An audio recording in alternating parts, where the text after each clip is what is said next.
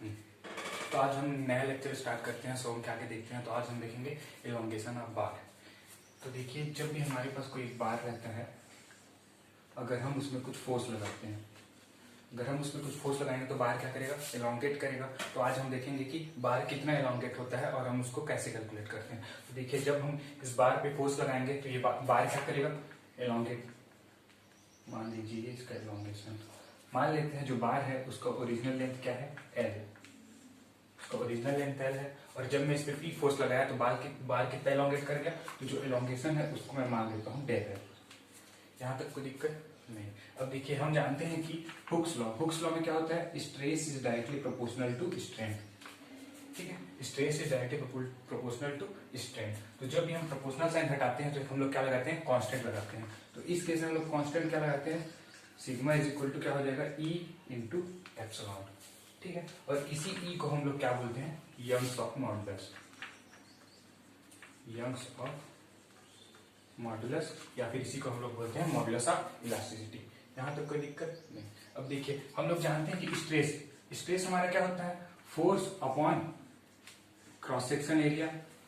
हम लोग जानते हैं स्ट्रेस क्या होता है, force upon cross section area. और हम लोग क्या जानते हैं, स्ट्रेन हमारा क्या होता है, change in length divided by original length. यहां तक कोई दिक्कत नहीं। अब हम दोनों वैल्यू इसमें पुट करते हैं। तो इसमें जब पुट करेंगे तो क्या होगा, सिग्मा की जगह क्या आ जाएगा, P upon A is equal to E का, तो ई हमारे यंग्स ऑफ मॉडुलस, और एप्सिलॉन मतलब हमारा क्या है, स्ट्रेन है। तो स्ट्रेन हमारा क्या होता है, change in length upon original length. यहाँ तक कोई दिक्कत नहीं। अब हमको क्या कैलकुलेट करना है, एलोंगेशन। तो एलोंगेशन हमारा क्या है, डेल एल। तो यहाँ से हम डेल एल की वैल्यू निकालेंगे। तो अपना डेल एल कितना हो जाएगा, del L is equal to P L upon A E. यहाँ तक कोई दिक्कत नहीं। तो ये हमारा किसका आ गया, एलोंगेशन निकालने का फॉर्मूला आ गया। अब हम यहाँ पे देखते हैं जो हमारा डेल एल है वो इनवर्सली प्रोपोर्शनल है किसके, ए अपॉन ई के। हमारा डेल एल किसके इनवर्सली प्रोपोर्शनल है, ए अपॉन ए, 1 अपॉन ए ई के। अब ए हमारा क्या होता है, इसी को हम लोग बोलते हैं एक्सियल रिजिडिटी। ए को हम लोग क्या बोलते हैं, एक्सियल रिजिडिटी। अब इससे हम लोग ये समझते हैं कि जैसे जैसे मैं ए की वैल्यू बढ़ाऊंगा वैसे वैसे हमारा एलोंगेशन की वैल्यू क्या होती जाएगी, कम होती जाएगी। अगर इससे ना देखे तो आप देखिए कि रिजिडिटी क्या होती है, जो बॉडी को डिफॉर्म होने नहीं देती। तो जैसे जैसे मैं एक्सियल रिजिडिटी बढ़ाऊंगा तो एलोंगेशन हमारा कम ही होगा ना। तो वो हमको इस रिलेशन से भी देखने मिल रहा है। यहां तक समझ में आ गया। अब हम लोग आगे बात करते हैं। तो आगे हम लोग देखते हैं सुपरपोजिशन थ्योरम।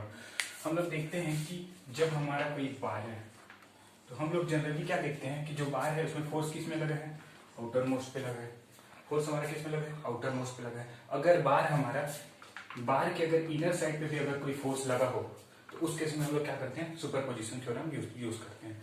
तो सुपरपोजिशन थ्योरम क्या होता है, सुपरपोजिशन थ्योरम ये बोलता है कि इस बार का जो टोटल एलोंगेशन होगा वो इसके जो पार्ट में डिवाइडेड है, तो इस पार्ट का इंडिविजुअल फोर्स और इस पार्ट का इंडिविजुअल फोर्स के कारण जो डिफ्लेक्शन मिलेगा उसका क्या होगा, अलजेब्रिक सम। मतलब मैं क्या बोला, देखिए जैसे कि ये है ए और ये है बी और ये है अपना सी।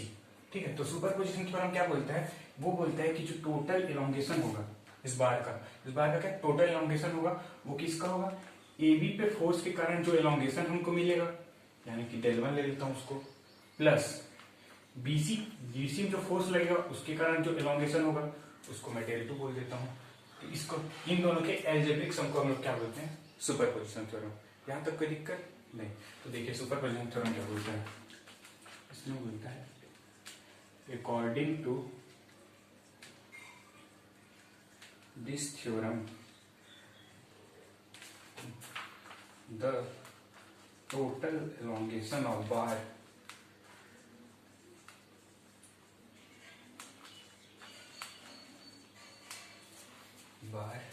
is elongation is algebraic sum of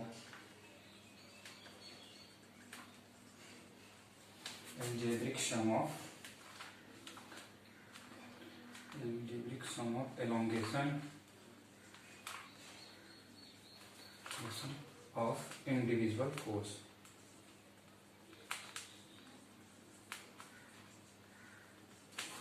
यहां तक कोई दिक्कत, सुपरपोजिशन थ्योरम हमको क्या बोलता है, जो हमारा जो टोटल डेल है वो क्या हो जाएगा अपना, एबी पे जितना फोर्स लग रहा है उसके कारण डेल मतलब एलोंगेशन, प्लस बीसी पे जो फोर्स लग रहा है उसके कारण एलोंगेशन। तो यहाँ पे टोटल डेल कितना हो जाएगा अपना, डेल 1 प्लस डेल 2। यहाँ तक कोई दिक्कत नहीं। अभी हमने देखा था कि जो हमने एलोंगेशन निकाला था वो क्या था, पीएल अपॉन एई, यही देखा था। अब मान लेते हैं इस वाले बार का लेंथ हमारा क्या है, L1 है, इस वाले बार का लेंथ हमारा क्या है, L2 है, इसका क्रॉस सेक्शन हमारा A1 है, इसका क्रॉस सेक्शन हमारा क्या है, A2 है, इसमें यंग्स ऑफ मॉड्यूलस E1 है, इसमें यंग्स ऑफ मॉड्यूलस A2 है। ठीक है, इसमें कोई फोर्स लग रहा है बार AB पे, AB को मैं इधर बना देता हूँ, जो ये बार अपना AB है, AB पोर्शन में जो फोर्स लग रहा है उसको मैं P1 ले लेता हूँ, और BC पोर्शन में जो फोर्स लग रहा है उसको मैं ले लेता हूँ P2। तब इसकी वैल्यू हम यहाँ रख देते हैं। तो इसमें क्या होता है, डेल 1 हमारा क्या हो जाएगा, P1 L1 upon A1 E1, ठीक है, प्लस डेल 2 के लिए क्या हो जाएगा, P2 L2 upon A2 E2। ये हमारा क्या हो गया, टोटल एलोंगेशन। यहां तक कोई दिक्कत नहीं। अब देखिए एलोंगेशन निकालने के लिए हम लोग जब इस प्रकार का कुछ केस आएगा तो हम लोग एलोंगेशन निकालने के लिए इसको हम लोग यूज करेंगे। तो इसमें देखते हैं कि हमारे पास तो एल तो रहता है, क्रॉस सेक्शन एरिया भी दिया रहता है, इलास्टिक प्रॉपर्टी भी दी रहती है, लेकिन हम लोग को दिक्कत कहाँ पे होती है, दिक्कत होती है ये इंडिविजुअल फोर्स निकालने में। इस बार में कितना फोर्स होगा, इस बार में कितना फोर्स होगा, उसको निकालने में। तो इसको निकालने के लिए हम लोग क्या करते हैं, एक्सियल लोडेड डायग्राम बनाते हैं। तो एक्सियल लोडेड डायग्राम क्या होता है उसको मैं बताता हूँ। तो देखिए नेक्स्ट टॉपिक डालिए axial loaded diagram, axial load diagram, इसको हम लोग एएलडी भी बोलते हैं, एएलडी। तो एक्सियल लोड डायग्राम बनाने के तरीके हैं उसको मैं एकदम सिंपल वे में बताता हूँ, आप बस उतना ही कीजिएगा हमेशा। इसमें देखिए पहला पॉइंट हम लोग को ये करना है कि हम लोग को हमेशा लेफ्ट से राइट साइड जाना है। मतलब ये लेफ्ट है तो लेफ्ट से हम लोग को किधर जाना है, राइट साइड जाना है। तो हमारा पहला काम क्या होगा, left to right, left to RIGST। यहां तक कोई दिक्कत नहीं। पहला काम हमारा क्या होगा, लेफ्ट टू राइट जाना है। दूसरा काम, इसमें अगर हम देखेंगे अगर फोर्स की डायरेक्शन इधर होगी, अगर फोर्स की डायरेक्शन लेफ्ट साइड होगी उसको हम लोग क्या करेंगे, पॉजिटिव कंसीडर करेंगे। दूसरा, तीसरा, अगर फोर्स की डायरेक्शन हमारी राइट साइड होगी उसको हम लोग क्या करेंगे, निगेटिव कंसीडर करेंगे। यहां तक कोई दिक्कत नहीं। देखिए एक बार और, एक्सियल और डायग्राम बनाने के लिए हम लोग को बस 3 बातों का ध्यान रखना है, बस 3 बातों का। पहला चीज हम लोग को क्या करना है, राइट से लेफ्ट की ओर चलना है। यहां तक कोई दिक्कत नहीं। और राइट से जब लेफ्ट चलेंगे तो जो लेफ्ट साइड की वो डायरेक्शन रहेगा उसको हम लोग क्या लेंगे, पॉजिटिव ले लेंगे, और जिसका राइट साइड की डायरेक्शन रहेगा उसको हम लोग क्या ले लेंगे, निगेटिव ले लेंगे। जैसे देखिए एग्जाम्पल, पहले सिंपल ले लेते हैं। ये मेरा एक कोई बार है, इसमें मैं क्या कर दिया, इधर P और एक इधर P लगा दिया। अब मेरे क्या करना है, इसका एक्सियल लोड डायग्राम बनाना है। तो एक्सियल लोड डायग्राम बनाने के लिए क्या करूंगा मैं, ये P है, ये P है। मैंने क्या बोला, पहला चीज क्या करना है, हमको लेफ्ट से राइट चलना है। पहला काम लेफ्ट से राइट। तो हम लोग क्या किए, पहले लेफ्ट पे गए, लेफ्ट पे ए पे पहुंचे हम लोग को कौन सा लोड मिला, P लोड मिला। P का डायरेक्शन किधर है, लेफ्ट साइड है। P का डायरेक्शन देखिए लेफ्ट साइड, और लेफ्ट साइड को हम लोग को क्या लेना है, पॉजिटिव लेना है। तो P का वैल्यू कितना हो जाएगा, पॉजिटिव P हो जाएगा। तो इसलिए मैं इसको ले रहा हूँ ऊपर साइड पॉजिटिव P। ये अपना हो गया P। यहाँ तक कोई दिक्कत नहीं। अब देखिए P से हम लोग B तक जाते हैं तो बीच में हमको कोई फोर्स नहीं मिलता। बीच में कोई फोर्स नहीं मिलता मतलब हमारा क्या होगा, A से लेके B पॉइंट तक हमारा क्या हो जाएगा, पूरा कांस्टेंट चलेगा लोड। यहाँ तक कोई दिक्कत नहीं। अब देखिए जैसे ही हम B पॉइंट पे पहुंचेंगे तो B पॉइंट पे हमको एक फोर्स और मिला P, एक फोर्स और मिला P। अब देखिए P मिला, अब इसका डायरेक्शन किधर है, इस तरफ है, राइट साइड है। इसको हम लोग को क्या लेना है, निगेटिव लेना है। तो प्लस P माइनस P हमारा क्या हो जाएगा, 0। ये है प्लस P, ये हमारा क्या बन गया, ALD। यहाँ तक कोई दिक्कत नहीं। देखिए एक और एग्जाम्पल देखते हैं इसी का, एग्जाम्पल दूसरा, एक और एग्जाम्पल देखते हैं। जैसे कि मेरे पास है ये,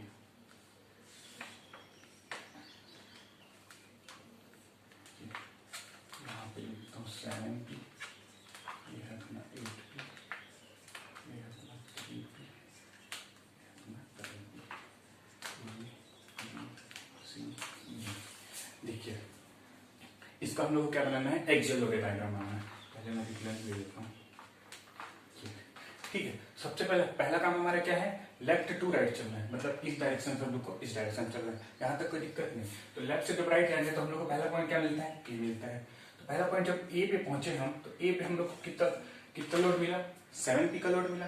अब 7p को हम लोग क्या लेना है, कौन सी डायरेक्शन में, ये लेफ्ट साइड डायरेक्शन में। देखिए डायरेक्शन देखिए, लेफ्ट साइड डायरेक्शन है, तो लेफ्ट साइड जब भी डायरेक्शन होता है उसको हम लोग क्या कंसीडर करते हैं, पॉजिटिव। तो ये हमारा कितना हो जाएगा, पॉजिटिव 7p हो गया, यहाँ तक कोई दिक्कत नहीं। अब देखिए यहाँ से यहाँ तक बी पॉइंट तक जाएंगे, हमको बीच में कोई लोड दिख रहा है क्या, नहीं दिख रहा है। तो यहाँ से यहाँ तक पूरा कांस्टेंट आएगा बी पॉइंट तक, ये है अपना बी पॉइंट तक हम लोग कांस्टेंट चले। अब बी पे जैसे ही पहुंचे हम लोग को एक लोड क्या मिला, 8p, दूसरा लोड हम लोग क्या मिला, 8p। अब 8p देखते हैं, इसका डायरेक्शन कौन सी साइड है, इसका डायरेक्शन भी लेफ्ट साइड है, और लेफ्ट साइड को हम लोग क्या कंसिडर करते हैं, पॉजिटिव कंसिडर करते हैं। यानी कि यहाँ तक तो 7 था, अब हमको 8p और मिल गया पॉजिटिव।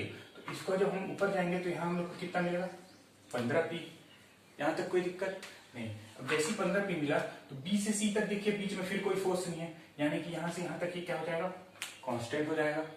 ठीक है, जैसे ही अपन सी पे पहुंचे, सी पे हम लोग को एक फोर्स और मिला 3p का। ये वाला कितना फोर्स मिला, 3p का। अब 3p किस डायरेक्शन में, राइट साइड वाले डायरेक्शन में। तो राइट साइड वाले डायरेक्शन का हम लोग को क्या लेना है, नेगेटिव लेना है। यहाँ तक कोई दिक्कत नहीं। अब देखिए अपने पास 15p है और हम लोग को 3p को क्या लेना है, नेगेटिव। तो 15p माइनस 3p अपना कितना हो जाएगा, 12p। इस वाले पॉइंट पे अपने कितना मिल गया, 12p। यहाँ तक कोई दिक्कत नहीं। अब फिर देखिए सी से डी तक बीच में कोई फोर्स नहीं है, तो यहाँ से यहाँ तक क्या चले जाएगा, कांस्टेंट चले जाएगा, कांस्टेंट चला गया। अब जैसे ही अपन डी पे पहुंचे, डी पॉइंट पे अपने क्या मिला, फिर 12p मिला। और 12p का डायरेक्शन किधर है, राइट साइड है, तो राइट साइड को हम लोग क्या लेना है, नेगेटिव।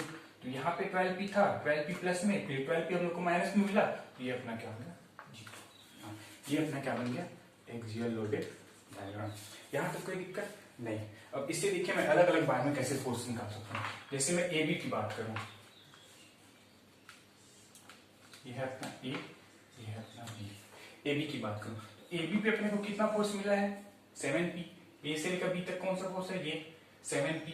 और ये देखिए प्लस में है, प्लस में तो इसको क्या लूंगा, टेंशन 7p, टेंशन 7p। अगर यही 7p निगेटिव साइड रहता, माइनस में रहता, तो उसको मैं कैसे शो करता है, यहाँ कंप्रेशन शो करता। यहाँ तक कोई दिक्कत नहीं। अब देखिए ए बी का मैं बना लिया, वैसे ही मैं बीसी का बनाऊंगा। तो बीसी का मेरा क्या हो जाएगा, ये है अपना बी और ये है अपना सी। बीसी में हम लोग क्या देख रहे हैं, ये है बी और ये है सी। और बीसी में हम लोग को कितना लोड मिल रहा है, 15p का लोड मिल रहा है। तो बीसी में अपने कितना, 15p और वो भी पॉजिटिव, यानी कि अपने कैसे लोड लगाना है, 15p का टेंशन।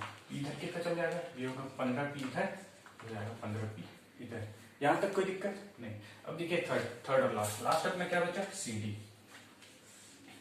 ये है अपना सी, ये है अपना D, C D. CD portion पे अपने को कितना लोड मिल रहा है, 12p का। 12p किस में है, प्लस में है, इसको मैं क्या लाऊंगा, टेंशन। 12p इधर, 12p इधर। ये बन गया अपना एक्सियल लोडेड डायग्राम। और हर एक बार में कितना, मतलब हर एक पार्ट में कितना फोर्स लग रहा है वो। अब यहाँ से हम लोग फोर्स निकाल दिए, P1 P2 P3, उसको हम लोग यहाँ पुट करके टोटल इलॉन्गेशन निकाल सकते हैं। अब हम देखते हैं आगे इससे रिलेटेड क्वेश्चन। चलिए हम लोग इलॉन्गेशन ऑफ बार से क्वेश्चन देख लेते हैं। तो पहला क्वेश्चन हमारे पास क्या है, अ बार हैविंग क्रॉस सेक्शनल एरिया। हमको क्या दे दिया है, एरिया दे दिया है अपने को कितना, 700 mm square. It subjected to axial load at the position indicate the value of stress in bar segment Q R. हम लोग को क्या पूछा है, इस क्यू आर सेगमेंट में कितना स्ट्रेस डेवलप होगा। तो हम लोग क्या जानते हैं, स्ट्रेस बराबर क्या होता है, force upon cross section area. ठीक है, इस क्रॉस सेक्शन एरिया की वैल्यू तो हमको दे दी गई है। हम लोग को क्या दिया गया है, एरिया बराबर कितना दे दिया गया है, 700 mm स्क्वायर। ये हम लोग को क्वेश्चन में गिवन है। अब हम लोग को सिर्फ क्या करना है, इस क्यू आर पे कितना लोड लग रहा है उसको हम लोग कैलकुलेट करना है। अगर हम लोग क्यू आर पे कितना लोड लग रहा है उसको निकाल लेंगे, तो यहाँ से हम लोग क्या कर सकते हैं, स्ट्रेस कैलकुलेट कर सकते हैं। चलिए ठीक है, तो इसको हम लोग जब क्यू आर पे लोड निकालेंगे तो कैसे निकालेंगे, तो हम लोग इसके लिए क्या करेंगे, एक्सियल लोड डायग्राम बनाएंगे। इस बार के लिए हम लोग क्या करेंगे, एक्सियल लोड डायग्राम बनाएंगे, जिससे हमको पता चल जाएगा कि पीक्यू में कितना फोर्स है, क्यू आर में कितना फोर्स है, आरएस में कितना फोर्स है। तो एक्सियल लोड डायग्राम बनाते हैं। तो एक्सियल लोड डायग्राम बनाने के लिए पहला पॉइंट क्या करना चाहिए, हम लोग को सबसे पहले क्या है, लेफ्ट से राइट चलना है। पहला चीज लेफ्ट से राइट चलना है। पहला चीज में क्या बताया था, लेफ्ट से राइट चलना है। दूसरा चीज, अगर कुछ इस डायरेक्शन, अगर लेफ्ट वाली डायरेक्शन में फोर्स मिला उसको हमको पॉजिटिव लेना है, राइट वाली डायरेक्शन में फोर्स मिला उसको क्या करना है, निगेटिव लेना है। तो चलिए देखते हैं। जैसे पी पॉइंट पे जैसे ही मैं पहुंचा तो मेरे को क्या मिला, 63 किलो न्यूटन का एक लोड मिला। ठीक है, 63 किलो न्यूटन का हम लोग को क्या मिला, लोड मिला। और ये 63 किलो न्यूटन किधर लग रहा है, राइट साइड, ये लेफ्ट साइड। तो लेफ्ट साइड को हम लोग क्या लेते हैं, पॉजिटिव कंसिडर करते हैं। तो पॉजिटिव डायरेक्शन में अपना कितना मिल गया, 63 किलोमीटर। यहां तक कोई दिक्कत नहीं। अब देखिए P से Q तक हम चलेंगे तो P से Q के बीच में कोई भी एक आध लोड लगा है क्या, नहीं लगा है। तो P से Q तक ये क्या होगा, कांस्टेंट जाएगा। P से Q तक ये कांस्टेंट गया। जैसे ही हम लोग Q पे पहुंचे, Q पे जैसे पहुंचे हम लोग को क्या मिला, एक लोड और मिला 35 किलो न्यूटन का। ठीक है, अब देखिए Q पे जैसे पहुंचे हमको कितना मिला, 35 किलो न्यूटन का लोड मिला। अब 35 किलो न्यूटन का लोड मिला, 35 किलो न्यूटन का लोड किधर लगा है, राइट साइड लग रहा है। राइट साइड लग रहा है, हम लोग इसको क्या करेंगे, निगेटिव कंसीडर करेंगे।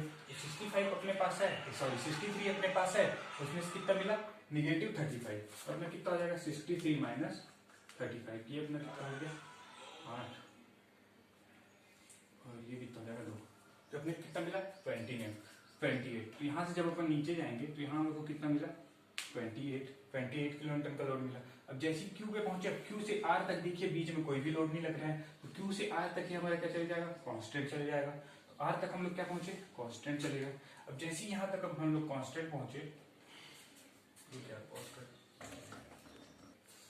जैसे हम लोग R में पहुंचे तो हमको कितना मिला, 49 किलो न्यूटन का लोड मिला। और 49 किलो न्यूटन का लोड किधर लग रहा है, राइट साइड लग रहा है। तो राइट साइड को हम लोग क्या करते हैं, निगेटिव कंसीडर करते हैं। तो अपने पास 28 है, 28 पे अपन माइनस क्या कर देंगे 49। तो हम लोग को कितना मिल जाएगा, माइनस 21। यहाँ तक कोई दिक्कत नहीं। तो यहाँ से हम क्या करें, नीचे चलेगा, नीचे कहाँ तक है, माइनस 21। यहाँ तक कोई दिक्कत नहीं। अब देखिए R से S तक के बीच में फिर कोई लोड नहीं है। तो R से S तक हम लोग क्या चले जाएंगे, कांस्टेंट चले जाएंगे। यहाँ तक हम लोग क्या चले गए, कांस्टेंट। अब जैसे ही S पे पहुंचे, तो S पे हम लोग को कितना लोड मिला, 21 किलो न्यूटन का मिला। 21 किलो न्यूटन किधर लग रहा है, लेफ्ट साइड लग रहा है। तो लेफ्ट साइड को हम लोग क्या करते हैं, पॉजिटिव कंसीडर करते हैं। तो माइनस 21 प्लस 21 हमारा क्या हो गया, ये बन गया। यहाँ तक कोई दिक्कत नहीं। अब देखिए ये हमारा क्या है, पॉजिटिव है, ये अपना क्या है, निगेटिव है। तो हम लोग को क्वेश्चन में क्या पूछा है, केवल क्यू आर के बारे में पूछा है। तो अपना क्यू कहाँ है, ये है अपना क्यू, ये है अपना आर। ठीक है, तो क्यू आर में हम लोग को कितना लोड मिला, ये हमारा कितना लोड था, ये है हमारा 28। यहाँ तक कोई दिक्कत नहीं। यानी कि हम लोग को पी की वैल्यू, क्यू आर लोड की वैल्यू हम लोग को कितनी मिल गई, 28 किलो न्यूटन। यहाँ तक कोई दिक्कत नहीं। अब यहाँ से हम लोग स्ट्रेस कैलकुलेट कर सकते हैं। स्ट्रेस कैलकुलेट करेंगे तो अपने कितना आएगा, स्ट्रेस इक्वल टू क्या होता है, फोर्स अपॉन एरिया।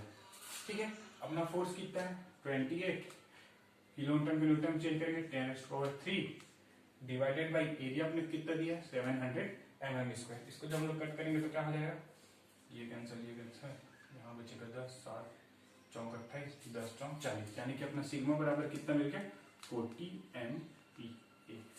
यहाँ तक कोई दिक्कत नहीं। तो हमारा ऑप्शन कौन सा हो जाएगा, ऑप्शन ए सही हो जाएगा, इसमें कोई दिक्कत नहीं। देखिए एक बार हम लोग को क्वेश्चन में क्या पूछा है, हम लोग को क्वेश्चन में दिया है एरिया 700 mm² का, और हम लोग को क्या बोला है, क्यू आर सेगमेंट में हम लोग को क्या बताना है, स्ट्रेस।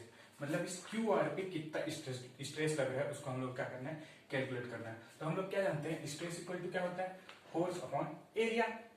एरिया तो हमको गिवन है, हम लोग को बस क्या कैलकुलेट करना है, फोर्स, वो भी किसमें, क्यू आर में, क्योंकि हम लोग किसमें पूछा है, क्यू आर में पूछा है। इसके लिए हम लोग क्या करेंगे, एक्सियल लोड डायग्राम बनाएंगे। तो एक्सियल लोड डायग्राम बनाने के 3 बातों को याद रखना पड़ता है। पहला बात हमारा क्या है, लेफ्ट से राइट चलना है हमको, हमेशा लेफ्ट से राइट चलना है। और जब लेफ्ट से राइट चलेंगे तो जो लेफ्ट साइड डायरेक्शन रहेगा उसको हम लोग पॉजिटिव ले लेंगे, राइट साइड जो डायरेक्शन रहेगा उसको हम लोग निगेटिव ले लेंगे। तो वैसे अब यहाँ देखेंगे तो जैसे हम लोग पी पे पहुंचे, पी पे हम लोग कितना मिला 63 मिला, वो भी किस साइड, लेफ्ट साइड, उसको हम लोग ले लिए पॉजिटिव 63। यहाँ तक कोई दिक्कत नहीं। अब यहाँ बीच में कोई लोड ही नहीं लग रहा है, तो पी से क्यू तक हम कैसे गए, कांस्टेंट चले गए। जैसे हम लोग क्यू पे पहुंचे, क्यू पे हम लोग कितना मिला 35 किलो न्यूटन का लोड मिला। और ये किधर लग रहा है, राइट साइड मतलब निगेटिव।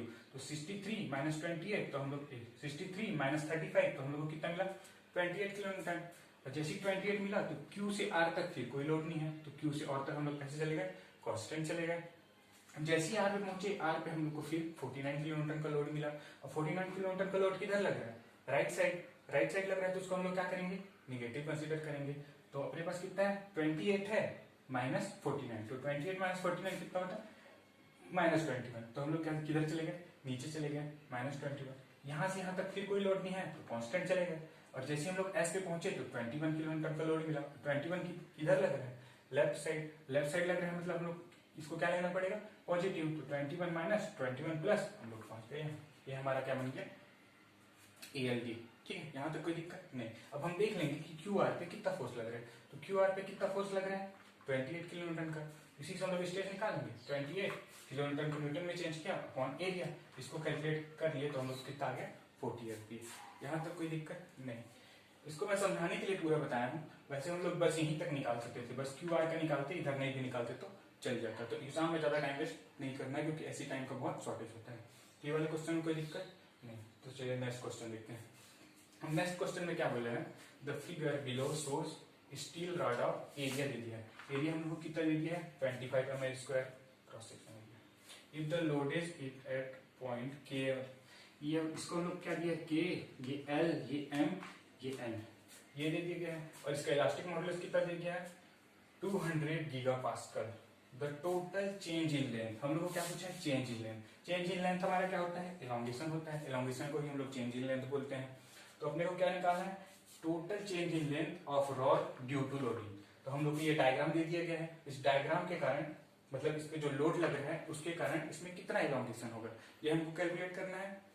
तो चलिए कैलकुलेट करते हैं। तो एलोंगेशन निकालने के लिए हम लोग अभी देखा, जब इंटरमीडिएट साइड पे भी फोर्स लगता है तो क्या होता है? इन सबका एल्जेब्रिक सम होता है। मतलब क्या बोला मैं? टोटल अगर मैं एलोंगेशन निकालूंगा, इस सेगमेंट का एलोंगेशन del1 प्लस इस सेगमेंट का एलोंगेशन del2 प्लस इस सेगमेंट का एलोंगेशन del3। तो del1 क्या हो जाएगा?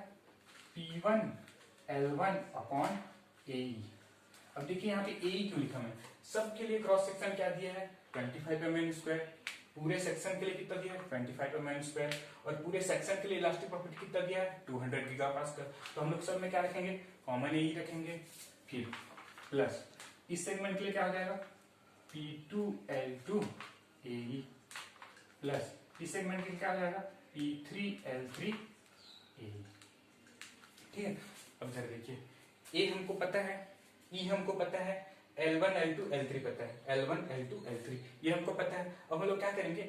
अलग अलग सेगमेंट में कितना फोर्स लग रहा है उसको हम लोग कैलकुलेट करेंगे। उसको कैलकुलेट करने के बाद यहाँ हम लोग रख देंगे और हमारा क्या निकल जाएगा? Total elongation. तो चलिए निकालते हैं। तो यहाँ पे इंडिविजुअल फोर्स निकालने के लिए क्या करेंगे हम लोग? तो मैं बताया था कि जैसे जब भी ऐसा कुछ आता है तो हम लोग को क्या ड्रॉ करना है? ALD, axial load diagram. और एक्सियल लोड डायग्राम बनाने के लिए क्या करना है? पहला चीज क्या है? लेफ्ट से राइट चलना है। और अगर लेफ्ट साइड फोर्स लग रहा है उसको हम लोग को पॉजिटिव लेना है, राइट साइड फोर्स लग रहा है उसको हम लोग को क्या लेना है? नेगेटिव लेना है। तो चलिए बनाते हैं।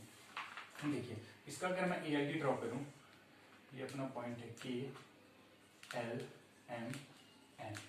ठीक है, हम लोग को क्या करना है? लेफ्ट से राइट चलना है। हमेशा याद रखिए लेफ्ट से राइट चलना है। अब लेफ्ट से राइट चलेंगे तो हम लोग किस पे पहुंचे? पहले K पे। K पे पहुंचे तो हमको कितना लोड मिला? 100 न्यूटन का लोड मिला। 100 न्यूटन का लोड मिला। 100 न्यूटन का लोड किधर लग रहा है? लेफ्ट साइड लग रहा है। तो लेफ्ट साइड है तो इसको हम लोग क्या करेंगे? पॉजिटिव कंसीडर करेंगे। ये हम लोग चले गए लेफ्ट साइड 100 पॉजिटिव। यहाँ तक कोई दिक्कत नहीं। अब देखिए K से L तक कोई लोड नहीं है, तो K से L तक हम लोग क्या चले जाएंगे? कांस्टेंट चले जाएंगे। कांस्टेंट चले गए। जैसे ही L पे पहुंचे, L पे हम लोग ने देखा 250 न्यूटन का एक लोड और लग रहा है। 250 न्यूटन का लोड लग रहा है, वो किधर लग रहा है? Right side. राइट साइड मतलब नेगेटिव, यानी 100 माइनस 2 250। ये हम लोग कहाँ चले जाएंगे? नीचे चले गए। ये हमारा कितना है? माइनस 150 हो जाएगा। ये माइनस 150। यहाँ तक कोई दिक्कत नहीं। और फिर देखते हैं L से M तक। L से M तक कोई फोर्स नहीं है, तो L से M तक हम लोग क्या चले गए? कांस्टेंट। ये L है ना, L से M तक हम लोग क्या चले गए? कांस्टेंट चले गए। जैसे ही M में पहुंचे हमको क्या मिला? 200 न्यूटन का एक लोड मिला। अब 200 न्यूटन का लोड किधर लग रहा है? लेफ्ट साइड लग रहा है। तो लेफ्ट साइड को हम लोग क्या करना है? पॉजिटिव। तो 150 माइनस है प्लस 200, तो यहाँ पर कितना चले जाएंगे हम लोग? यहाँ 50 न्यूटन ऊपर चले गए। यहाँ 50 न्यूटन ऊपर चले गए। अब फिर देखते हैं M से N तक तो कोई फोर्स ही नहीं लग रहा है। कोई फोर्स नहीं लग रहा है मतलब M से N तक फिर हम लोग कांस्टेंट चले गए। कांस्टेंट जाने के बाद हम लोग देखिए N पे हम लोग क्या मिला? फिर 50 न्यूटन का लोड मिला। अब 50 न्यूटन किधर लग रहा है? राइट साइड लग रहा है। राइट साइड को हम लोग क्या करना है? निगेटिव कंसिडर करना है। 50 माइनस 50 फिर हमारा क्या हो गया? ये भी ड्रॉ हो गया। ये अपना पॉजिटिव ये अपना है निगेटिव, ये अपना है फिर पॉजिटिव। यहाँ तक कोई दिक्कत नहीं। अब अलग अलग इसमें कितना फोर्स, इसमें कितना फोर्स, इसमें कितना फोर्स हम लोग को पता चल गया, उसको हम लोग ड्रॉ कर लेते हैं। देखिए ये है अपना K और ये अपना L, चलिए बना लेता हूँ पहले L M M और ये M। अब देखिए 50 किलोमीटर हम लोग को K और L में हम लोग को कितना लोड मिला, 100 न्यूटन का लोड। 100 न्यूटन का लोड कैसा है, पॉजिटिव है, तो हम लोग इसमें कैसे शो करेंगे, टेंशन 100 न्यूटन इधर 100 न्यूटन इधर, कोई दिक्कत नहीं। वैसे देखिए एल एम पे अपना कितना फोर्स है 150 और वो क्या है निगेटिव है, देखिए निगेटिव साइड बन रहा है, तो निगेटिव मतलब क्या, कंप्रेशन। तो इसमें कौन सा फोर्स लग रहा है, कंप्रेशन 150 न्यूटन। इसमें कौन सा लग रहा है, कंप्रेशन 150 न्यूटन, इसमें कोई दिक्कत नहीं। अब देखते हैं एमएन पे कितना फोर्स लग रहा है 50 वो भी क्या, पॉजिटिव मतलब क्या, टेंशन। 50 न्यूटन का लोड यहाँ लग रहा है, 50 न्यूटन का लोड यहाँ लग रहा है।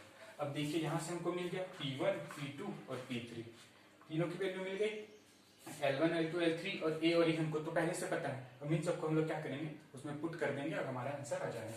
तो चलिए पुट करते हैं। P1 की वैल्यू हम लोग कितने निकाले, 100 इंटू L कितना दिया हुआ है L1 500 प्लस P2 की वैल्यू कितनी है 150। अब 150 देखिए कंप्रेशन में है, तो कंप्रेशन में है तो उसको हम लोग क्या लेंगे, निगेटिव लेंगे। तो अपना कितना है निगेटिव 150 इंटू L2 कितना है अपने पास 800, यहाँ तक कोई दिक्कत नहीं। फिर प्लस E3 कितना है अपना, E3 कितना दिया है 50 इंटू L3 अपना कितना है 400 इंटू 400 डिवाइडेड बाय, इसको मैं कॉमन ले लिया ना क्योंकि सबका ए कांस्टेंट है। एरिया की वैल्यू हम लोग को कितनी दी गई है 25 mm² इंटू और हमको ई अपने को कितना दिया गया है 200 गीगा पास्कल। तो 200 गीगा पास्कल को एम्पियर में चेंज करेंगे तो आ जाएगा 10⁻³ मेगा पास्कल। यहाँ तक कोई दिक्कत नहीं। अब हम इसको क्या करेंगे, कैलकुलेट करेंगे। तो कैलकुलेट करने से कितना आता है, कैलकुलेट कीजिए कैलकुलेटर।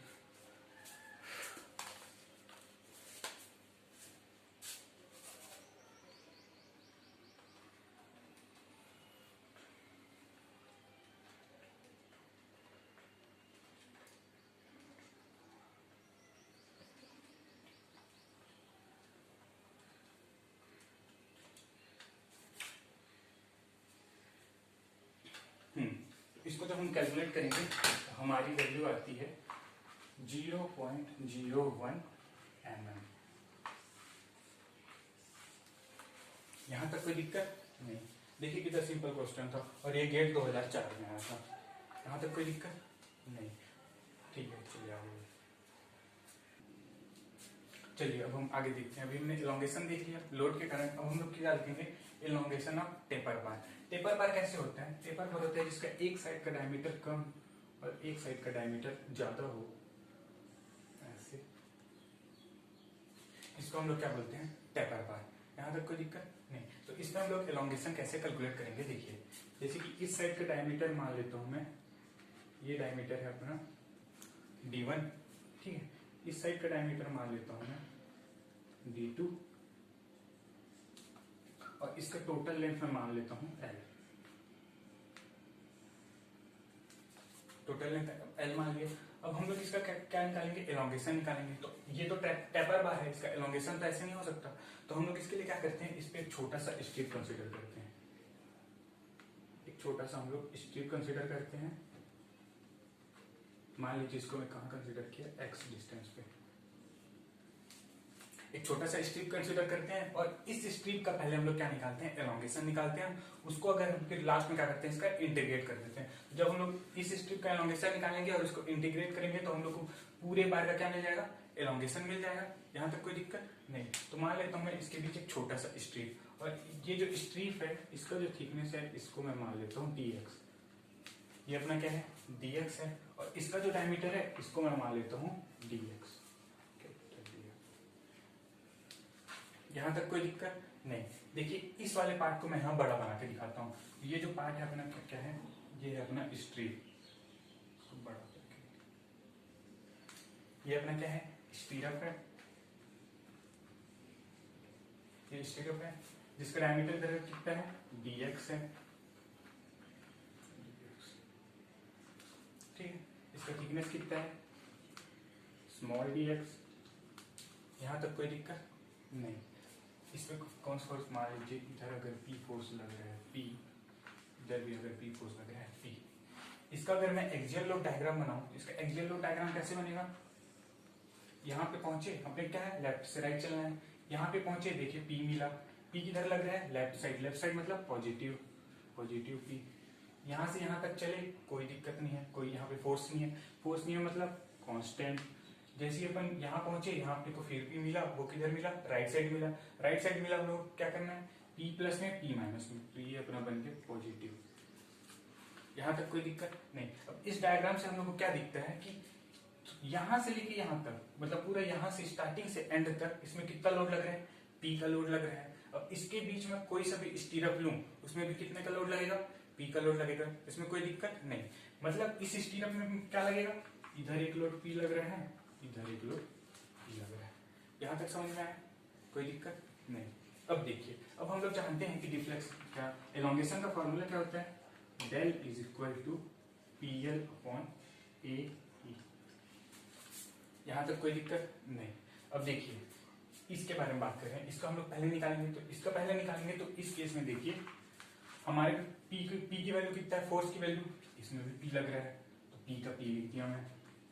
अब देखिए लेंथ क्या होता है, बार का लेंथ, इसमें अपना लेंथ कितना है, dx है, तो लेंथ की जगह मैं dx लिख सकता हूँ, ठीक है। तो लेंथ की जगह मैं क्या लिख देता हूँ, dx, P इंटू dx। यहाँ तक कोई दिक्कत नहीं। अब एरिया, क्योंकि ये क्या है, एक सर्कुलर बार है, तो इसका अगर मैं बीच में भी स्टीरअप कट करूं, तो इसका जो क्रॉस सेक्शन होगा वो सर्कुलर होगा ना, और सर्कुलर होगा, इसका मतलब सर्कुलर का एरिया क्या होता है, π/4 इंटू डायमीटर का स्क्वायर, ये होता है। यहाँ तक कोई दिक्कत नहीं। तो इसका डायमीटर अपने पास कितना है, dx है, dx अपने को डायमीटर दिया है, तो इसका हम लोग को एरिया कितना मिल जाएगा, π/4 इंटू dx का स्क्वायर, और ये ई अपने पास पहले से है P। इसको अगर मैं सिंप्लिसिटी करूं, 4 को ऊपर भेज दिया तो क्या मिला, 4P dx अपॉन dx का स्क्वायर इंटू ई। यहां तक कोई दिक्कत नहीं। अब देखिए हम लोग क्या करेंगे, dx की वैल्यू निकालेंगे और यहाँ पे पुट कर देंगे। तो dx की वैल्यू कैसे निकालेंगे, देखिए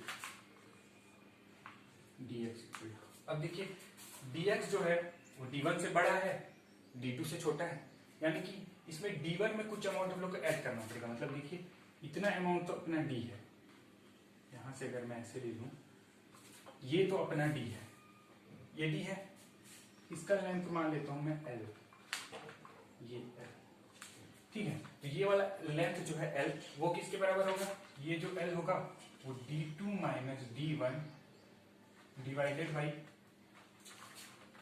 स्मॉल, इसके बराबर होगा। यहां तक कोई दिक्कत नहीं। तो मैं टोटल dx को क्या लिख सकता हूँ, dx को मैं लिख सकता हूँ d1 plus d2 minus d1 divided by l into x. X क्यों, क्योंकि एक्स डिस्टेंस पे हम लोग क्या लिए हैं, स्टीरअप कंसिडर किए हैं।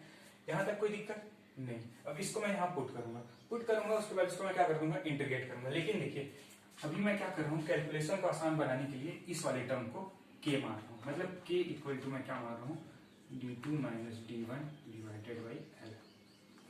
इस वाले को मैं क्या मार रहा हूँ, k मार रहा हूँ, मतलब अपना dx हम लोग को क्या मिल गया, dx बराबर हम लोग कितना मिला, d1 प्लस kx। यहां तक कोई दिक्कत नहीं। बाद में हम लोग k की वैल्यू रख देंगे, कैलकुलेशन को इजी करने के लिए मैं इसका मान क्या मान लिया, इसके जगह में क्या लिख दिया, k लिख दिया। यहां तक कोई दिक्कत नहीं। तो देखिए अब इसको मैं यहाँ पुट करता हूँ, यहाँ पुट करेंगे तो हम लोग क्या मिलेगा, 4PL divided by E. D की वैल्यू कितनी मिल गई अपने को, सॉरी एल की जगह dx रहेगा, dx d1 प्लस के एक्स का होल स्क्वायर। यहां तक कोई दिक्कत नहीं। अब देखिए मैं क्या किया, इस स्टीरअप का हम लोग को एक स्टीरअप का एलोंगेशन हम लोग को मिल गया। ये किसका है, स्टीरअप का, इसको मैं स्मॉल डेल मान लेता हूँ, डेल, ठीक है, स्मॉल डी डेल मान लेते हैं, डी डेल मान लेते हैं। तो हम लोग किसका एलोंगेशन मिला, इस छोटे से स्टीरअप का। अब मैं इसको इंटीग्रेट कर दूंगा तो मेरे को पूरे बार का एलोंगेशन मिल जाएगा। इस छोटे से स्टीरअप का एलोंगेशन मैं निकाल लिया हूं, अगर मैं इसको इंटीग्रेट करूंगा तो पूरे बार का एलोंगेशन मेरे को मिल जाएगा। हाँ मिल जाएगा। तो चलिए हम लोग इसको क्या करेंगे, इंटीग्रेट करेंगे। तो इंटीग्रेट करेंगे जब भी, तो कहां से कहां करेंगे, 0 से L। अपना लिमिट क्या रहेगा, 0 to L, क्योंकि बार का लेंथ कितना है, L है। तो 0 से L पे जब हम लोग इसको इंटीग्रेट करेंगे तो हम लोग क्या मिलेगा, del equal to integrate 0 to L 4p dx divided by e d1 plus kx का स्क्वायर। यहां तक कोई दिक्कत नहीं। अब देखिए इसमें सब क्या है, 4 कांस्टेंट है, 4 तो कांस्टेंट है, नंबर है। p हमारा कांस्टेंट है, देखिए p पूरे throughout the section constant है।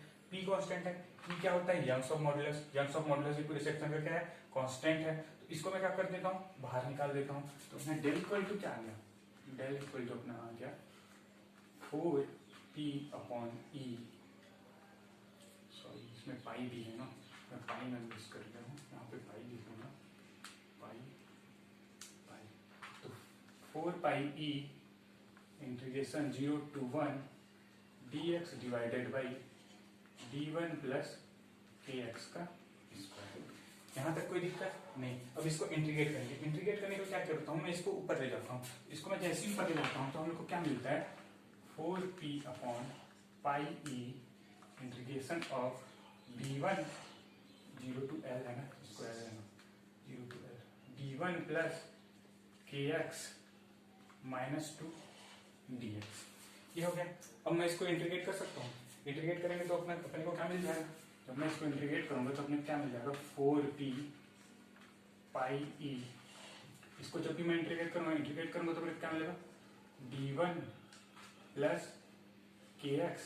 इसका इंटीग्रेशन क्या हो जाएगा, -2 + 1। यहाँ नीचे में भी क्या हो जाएगा, -2 + 1।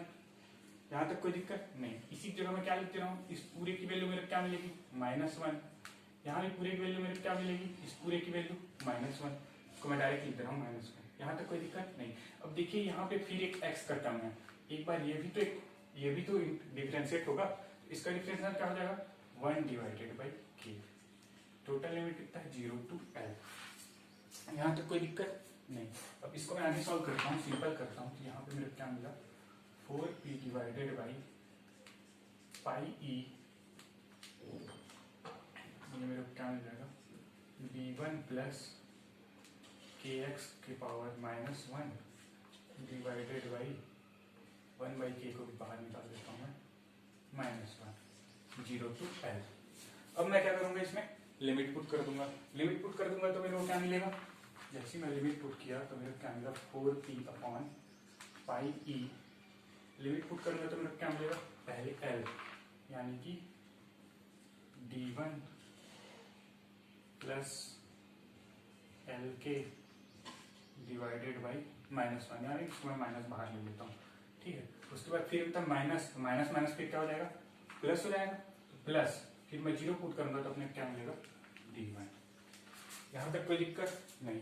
इसकी पूरे पावर क्या है, इसके पावर है -1, इसके पावर है -1, मतलब -1 है तो इसको मैं क्या लिख सकता हूँ, 4p पाई e। इसको मैं क्या लिख सकता हूँ, 1/d1 प्लस, माइनस को मैं बाहर ले गया ना, d1 plus LK plus 1 divided by d1। ये मैं लिख सकता हूँ। यहाँ तक कोई दिक्कत नहीं। अब देखिए हम लोग क्या माने थे, k equal to d2 minus d1 divided by L, ये माने थे। अब जहां जहां k है वहां मैं इसकी वैल्यू रख देता हूँ। चलिए वैल्यू रखते हैं, आपको 1/k भी है ना, ठीक है। तो यहाँ पे क्या है, 4p पाई e, k की वैल्यू कितना है, d2 minus d1 divided by L, ये है। फिर अंदर जाते हैं, अंदर क्या है, 1 d1 प्लस L, k की वैल्यू कितनी है, d2 minus d1 divided by L। यहाँ तक कोई दिक्कत नहीं। प्लस 1 डिवाइडेड बाई, माइनस बाहर निकालें, माइनस बाहर निकालें तो ये माइनस हो जाएगा, माइनस हो जाएगा, माइनस d1। यहाँ तक कोई दिक्कत नहीं। अब देखिए यहाँ से हम लोग क्या देखते हैं, ये L और ये L कैंसिल हो जाएगा, ये दोनों L कैंसिल हो जाएगा। तो यहाँ से मैं d1 और d1 को कैंसिल कर सकता हूँ, कैंसिल हो गया। यहाँ तक कोई दिक्कत नहीं। अब इसमें मैं क्या करता हूँ, L को ऊपर भेज देता हूँ। तो हम लोग को क्या मिला, -4pL divided by pi e d2 minus d1 ये मिला हमको। इसके अंदर हम लोग क्या मिला 1 divided by d2 minus 1 divided by d1। यहाँ तक किसी दिक्कत नहीं। इसको हम लोग आगे और सॉल्व करेंगे तो क्या हो जाएगा -4pl अपॉन पाई ई d2 माइनस d1। इसको मैं सॉल्व करूंगा तो क्या हो जाएगा d1 माइनस d2 हो जाएगा डिवाइडेड बाई d1 d2। यहाँ तक कोई दिक्कत नहीं। अब मैं इसको इंटरचेंज करूंगा तो ये क्या माइनस प्लस में हो जाएगा, यानी कि मैं इसको क्या लिख सकता हूँ 4pl divided by pi E d2 minus d1। इसको मैं आपस में चेंज कर दिया तो ये माइनस तो क्या हो जाएगा प्लस हो जाएगा, तो इसको मैं d2 माइनस d1 लिख सकता हूँ डिवाइडेड बाई d1 d2। यहाँ से ये और ये कैंसिल हो गया। तो हम लोग को फाइनल जो रिजल्ट मिला हम लोग को क्या मिला del equal to 4pl upon pi E d1 d2। यहाँ तक समझ में आया? किसी को कोई दिक्कत नहीं? तो हम लोग को एग्जाम पॉइंट ऑफ व्यू से इसका डेरिवेशन तो उतना ज्यादा इंपॉर्टेंट नहीं है, लेकिन ये जो फॉर्मूला है ये बहुत ज्यादा इंपॉर्टेंट है। इससे हम लोग को बहुत सारे क्वेश्चन आते हैं, लेकिन ईएससी वगैरह का एग्जाम देंगे तो उसके लिए डेरिवेशन इंपॉर्टेंट है, प्लस कुछ बहुत सारे क्वेश्चन होते हैं जो डेरिवेशन के कंसेप्ट से बनते हैं, इसलिए पूरे डेरिवेशन में करा दिया। तो हम लोग को सिर्फ क्या करना है इस वाले फॉर्मूले को याद रखना है, यानी कि टेपर बार के लिए हम लोग को इलॉन्गेशन कितना मिला डेल बराबर 4pl पाई ई d1 d2। यहां तक समझ में आ गया? चलिए अब हम लोग देखते हैं elongation due to self weight. Self weight कब लगेगा जब मैं अगर किसी ऑब्जेक्ट को अगर मैं दीवार पे ऐसे टांग दूं तो इसमें क्या लगेगा सेल्फ वेट लगेगा। इस सेल्फ वेट इसका क्या बन जाएगा लोड बन जाएगा। इस लोड के कारण क्या होगा इलॉन्गेट होगा बॉडी। तो उसी को हम लोग देखेंगे कि सेल्फ वेट के कारण बॉडी कितना इलॉन्ग होता है। तो इस केस में भी हम लोग क्या करेंगे एक छोटा सा स्टीरअप ले लेंगे। इस स्टीरअप का पहले हम लोग क्या निकालेंगे इलॉन्गेशन निकालेंगे, फिर इसको हम लोग क्या कर देंगे इंटीग्रेट कर देंगे। इंटीग्रेट कर देंगे तो हम लोग को क्या मिल जाएगा total elongation due to self weight. यहां तक बात समझ में आई? चलो ठीक है। अब देखिए मैं पहले क्या कर लेता हूँ, ये जो बार है इसका मैं स्पेसिफिक वेट मान लेता हूँ गामा। इसका क्या मान लिया मैं स्पेसिफिक वेट मैं क्या कंसिडर कर लिया गामा। यहां तक कोई दिक्कत नहीं। अब हम लोग जानते हैं गामा हमारा क्या होता है वेट अपॉन वॉल्यूम। गामा अपना क्या होता है वेट अपॉन वॉल्यूम। यहां से मैं वेट कैलकुलेट कर सकता हूं। तो मेरा वेट बराबर क्या आ जाएगा, वेट को अगर मैं W ले लूं तो वेट बराबर मेरा क्या आ जाएगा गामा इंटू वॉल्यूम। यहां तक कोई दिक्कत नहीं। अब देखिए आगे अगर मैं एलोंगेशन निकालना चाहता हूं तो हम लोग जानते हैं कि एलोंगेशन का फॉर्मूला क्या होता है हमारे पास elongation equal to PL upon E। ये हम लोग का होता है एलोंगेशन। इस केस में इलॉन्गेशन, इस केस में लोड क्या होगा, इस केस में लोड क्या है इसका सेल्फ वेट है, क्योंकि हमको क्या करना है due to self weight, elongation due to self weight. तो इस केस में अपना लोड क्या हो जाएगा सेल्फ वेट के कारण हो जाएगा। सेल्फ वेट के कारण हो जाएगा तो सेल्फ वेट के कारण हो जाएगा तो यहाँ पे मैं लिख सकता हूँ W इंटू, अभी मैं किसका निकाल रहा हूँ स्टीरअप का निकाल रहा हूँ। स्टीरअप का निकाल रहा हूँ, इसको जैसे मैं अलग से बनाता हूँ, ये मेरा स्टीरअप है, ये कितना है मेरा dx, ठीक है। इस पे कितना लोड लग रहा है W, ये अपना W लोड है, ठीक है। तो अब मैं किसका निकालूंगा स्टीरअप का। तो इस केस में P किसके बराबर है W के बराबर है लोड। यहाँ तक कोई दिक्कत नहीं, लोड के बराबर है। L अपना किसके बराबर है dx के बराबर है, यहाँ तक कोई दिक्कत नहीं। यहाँ पे मैं क्या लिख सकता हूँ W into dx divided by area into elastic modulus. यहाँ तक कोई दिक्कत नहीं। अब हम लोग यहाँ पे देखते हैं कि जो वेट है वेट अपना स्टीरअप पे किसका लगेगा उसके नीचे वाले पार्ट का, ऊपर वाले पार्ट का वेट तो इसमें लगेगा ही नहीं, उसके कारण इलॉन्गेशन होगा ही नहीं स्टीरअप में। स्टीरअप में इलॉन्गेशन किसके कारण होगा ये जो नीचे का पार्ट है उसका वेट का। तो नीचे के पार्ट का वेट, तो मैंने क्या बताया वेट बराबर क्या होता है गामा इंटू वॉल्यूम। गामा तो सबका सेम रहेगा, अपना गामा सबका सेम रहेगा, लेकिन वॉल्यूम में क्या होगा चेंज होगा क्योंकि स्टीरअप के नीचे के पार्ट का। स्टीरअप के नीचे पार्ट का वॉल्यूम मेरा क्या हो जाएगा इस पार्ट का वॉल्यूम। इस पार्ट का अगर मैं वॉल्यूम निकालूं तो वॉल्यूम मेरा क्या हो जाएगा एरिया, सर्कुलर एरिया हो गया इंटू लेंथ। लेंथ मेरा कितना है x, a इंटू एक्स। यहां तक कोई दिक्कत नहीं। तो यहाँ पे मैं ये लिख सकता हूँ W की जगह gamma a x dx divided by area into elastic modulus. समझ में आ गया? वेट के मान क्या लिख लिया मैं, गामा इंटू वॉल्यूम। यहाँ तक कोई दिक्कत नहीं। अब यहाँ हम लोग क्या देखते हैं कि एरिया और एरिया अपना क्या हो गया, कैंसिल हो गया। तो हम लोग को क्या मिला, डी डेल बराबर gamma X D X divided by E. यहाँ तक कोई दिक्कत? ये तो मेरा क्या हो गया, स्टीरअप का एलोंगेशन, स्टीरअप का एलोंगेशन निकल गया। अब मैं अगर इसको इंटीग्रेट कर दूं तो मेरे पूरे बार का मेरे को एलोंगेशन मिल जाएगा। इसको मैं क्या कर देता हूँ, इंटीग्रेट कर देता हूँ। कहाँ से, 0 to L, 0 to L। यहाँ तक कोई दिक्कत? अब इसमें देखते हैं कि हमारा गामा कांस्टेंट है, यंग्स ऑफ मॉडुलस कांस्टेंट है, उसको मैं बाहर निकाल दिया तो gamma divided by E integration 0 to L x dx। यहाँ तक कोई दिक्कत नहीं। अब देखिए इसको इंटीग्रेट करेंगे तो हमको क्या मिलेगा, ये तो अपना हो जाएगा डेल गामा बाहर ई बाहर है, ये अपना क्या हो जाएगा x square divided by 2 0 to L। यहाँ तक कोई दिक्कत नहीं। अब जब मैं इसमें लिमिट पुट करूंगा तो मेरे को मिल जाएगा gamma on E L square divided by 2। मतलब मेरे को टोटल एलोंगेशन 2 to सेल्फ कितना मिला, 1/2 gamma L square divided by ई।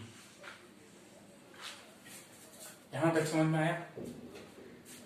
तो अपने को क्या करना है, डेरिवेशन का थोड़ा थोड़ा देख लेना है कि ये आया कहां से है, और हम लोग को क्या करना है, ये मेन फॉर्मूला याद रखना है। तो मेन फॉर्मूला क्या है, elongation due to self weight अपना क्या है, 1/2 gamma L square divided by E. अब इस केस में हम लोग क्या देखते हैं, सेल्फ वेट के कारण जो एलोंगेशन हमको मिलता है उसमें एरिया का कोई रोल ही नहीं है। यहाँ पे एरिया कोई टर्म दिख रहा है क्या, नहीं। यहां से मैं ये लिख सकता हूं कि elongation due to self wait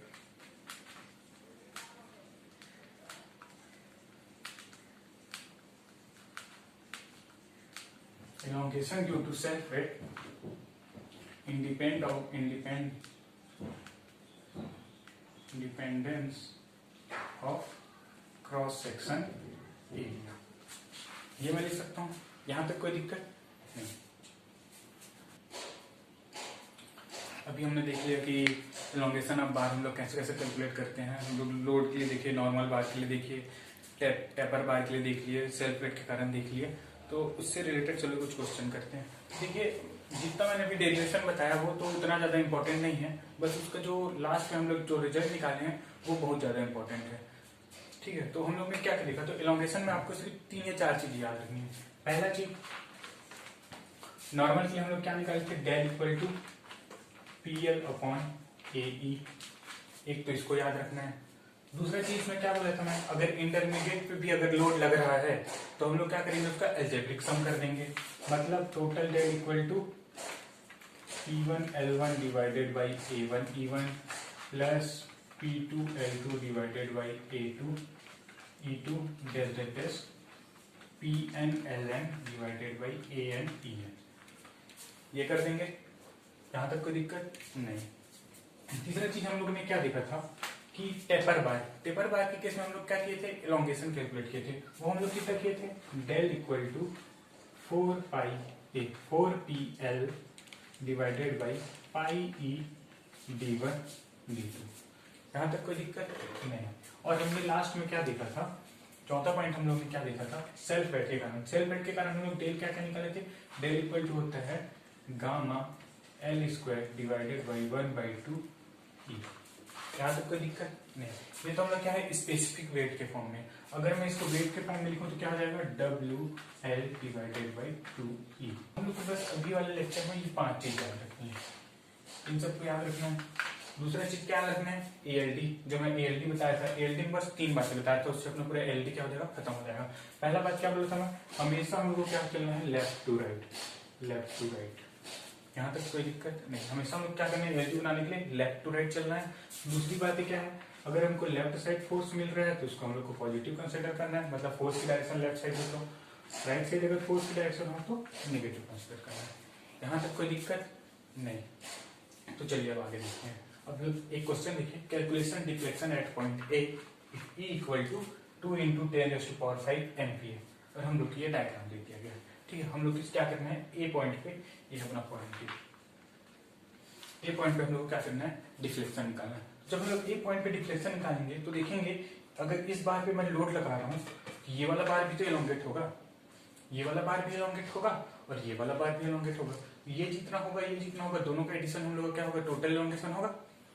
यहाँ तक कोई दिक्कत नहीं। तो यहाँ मैं क्या बोल सकता हूँ, इसको मैं ए बी और सी, ए बी सी दे सकता हूँ। यहाँ पे मेरे क्या होगा, टोटल एलोंगेशन मेरा क्या होगा, एलोंगेशन ए बी पार्ट का plus elongation B C part का।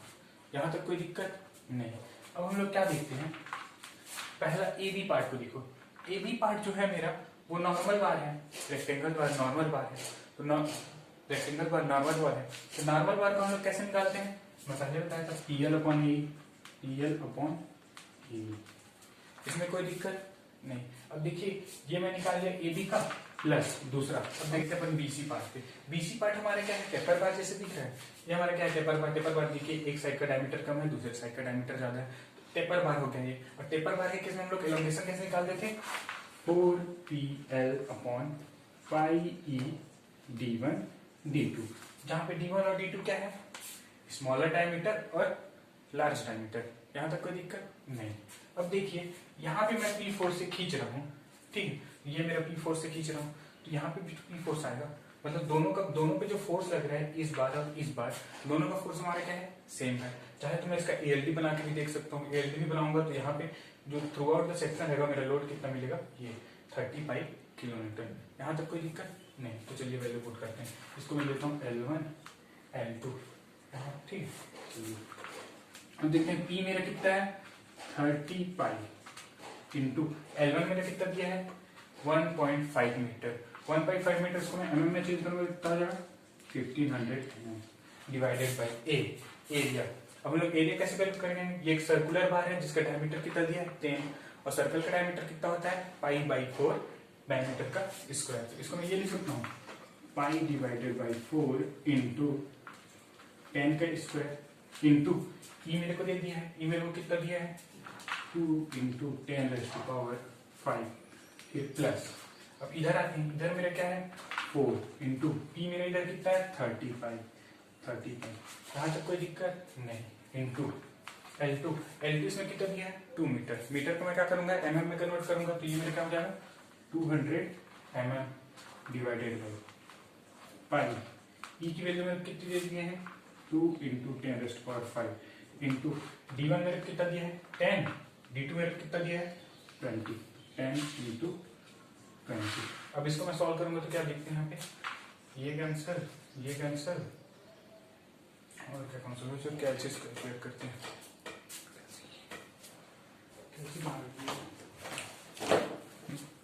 कैलकुलेट कीजिए आपको। चलिए देखते हैं।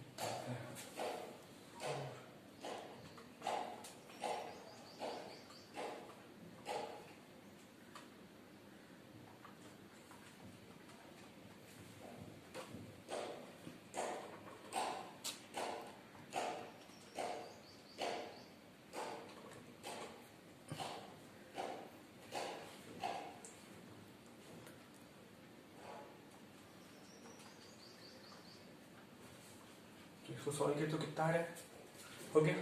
तो अपनी जो डेल की वैल्यू आती है इसमें 15 mm। यहाँ तक किसी को दिक्कत नहीं, ठीक है। आज के लिए हम इतना ही रहने देते हैं, नेक्स्ट क्लास में हम इससे आगे बात करेंगे। अगर आप लोग को कोई डाउट होगा तो कमेंट सेक्शन में बता दीजिएगा, मैं आपका डाउट क्लियर कर दूंगा। बाकी आज के लेक्चर में जितना पढ़े वो बहुत ही ज़्यादा एग्जाम पॉइंट ऑफ व्यू से बहुत ही ज़्यादा इंपॉर्टेंट है। आप लोग को सिर्फ फार्मूला याद करना है और बस देखना है डेरिवेशन में थोड़ा बहुत कि कैसे आया, क्योंकि पता होना चाहिए कि ये कहाँ से आता है कैसे आता है, इसलिए मैंने पूरा डेरिवेशन कराया। तो थैंक यू सो मच। हमारे चैनल को सब्सक्राइब कर देना और लाइक कर देना और कमेंट कर देना अगर आपको पसंद आएगा तो, और ज़्यादा से ज़्यादा शेयर करना ताकि बहुत लोग तक पहुँच सके और उनका हेल्प हो सके। Thank you.